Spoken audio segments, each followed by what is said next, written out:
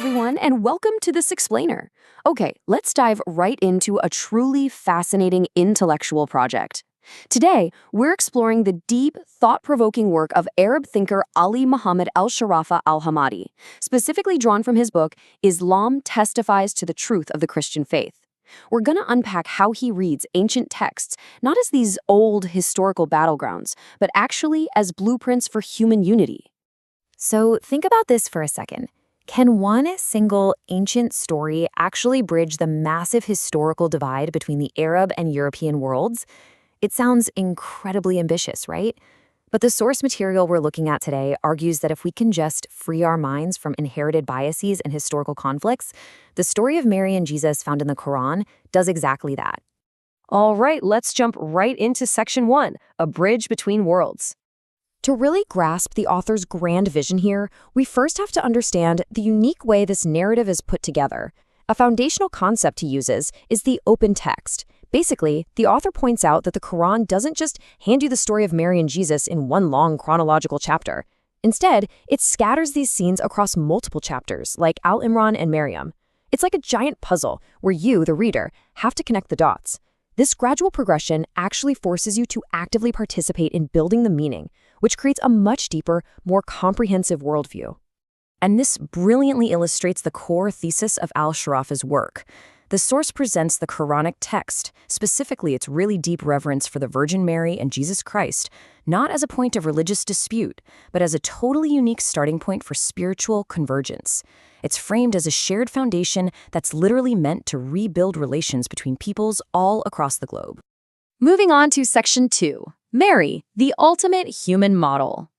Let's look at how the text frames Lady Mary, presenting her as this major turning point in human awareness. There's a really profound contrast highlighted here. The author notes that historically, human societies almost always expected religious leaders or chosen figures to be male. But the text totally shatters this expectation, with a divine declaration selecting and honoring a female. This fundamentally shifts the scale of human values, proving that divine appreciation is built on spiritual purity, not our societal gender biases. The text breaks down the building of Mary's character into 3 distinct stages. First, you have divine acceptance, which grants her spiritual legitimacy. Second, there's a gradual upbringing focused entirely on her internal, psychological, and spiritual purification. And third, a righteous environment, where she's placed in the care of Zechariah.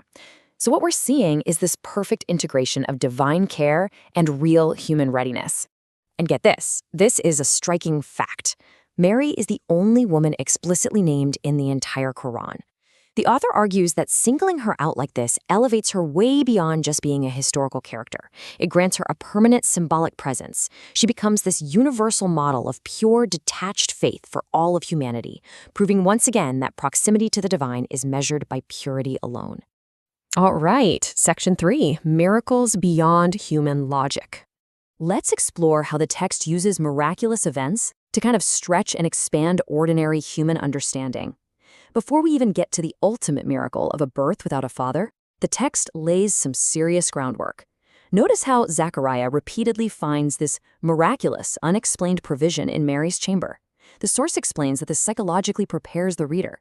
I mean, if food or provision can appear totally outside the bounds of normal, customary standards, it opens the mind to accept the creation itself can happen outside traditional biological patterns. This leads us to what the author calls double selection. It's basically a 2-step process. The text states twice that Mary was chosen. Step 1 is the internal selection, her purification and inner detachment. Only after that's complete comes Step 2, the external selection, being chosen above all women to bear this massive responsibility. It goes to show that divine honor isn't just handed out randomly. It requires a really intense, ongoing process of internal building. Now, this journey wasn't without profound hardship. The sheer intensity of Mary's trial is super evident in the rapid, almost breathless succession of verbs in the original Arabic text. She conceived, she withdrew, the pains drove her, she gave birth, her child called out. The explicit mention of her intense human pain makes her experience so deeply relatable. It's grounded in very real human suffering that translates across all cultures. And right in the middle of that trial, we see this beautiful balance. Step 1, divine care provides a stream beneath her. But look at step 2, human action. She is told to physically shake the trunk of the palm tree to get the dates. The author points out that this scene perfectly demonstrates how divine care absolutely does not cancel out the necessity of human action and effort. You still have to do the work. That brings us to section 4, Christ, the divine word. Now we shift our focus over to the presentation of Jesus Christ and his miraculous conception. This sets up a fascinating confrontation between human logic and divine capability during the Annunciation. Mary asks a completely logical human question: how will I have a child? She's relying entirely on human experience. But the angel's response, be and it is, represents divine power. The author suggests this entire scene is designed to liberate our minds from our own closed-mindedness, allowing us to finally comprehend the divine possible.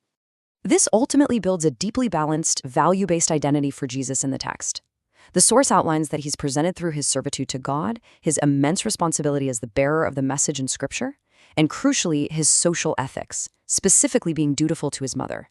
It's this amazing integration of the absolute highest spiritual calling with very profound social grounding. And there's a really crucial phrase that illustrates the regulation of that immense power.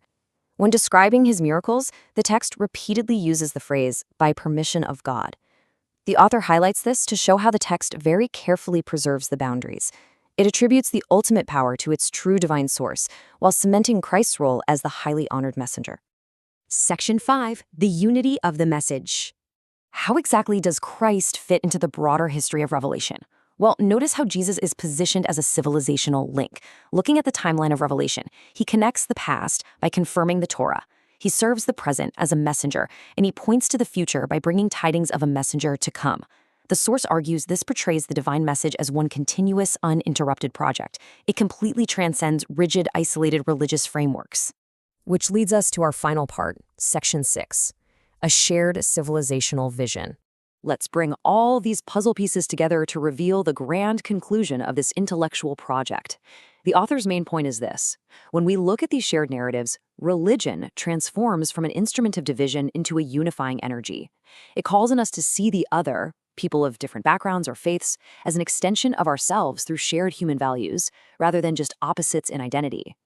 Taking on this mindset literally dismantles centuries of historical misconceptions.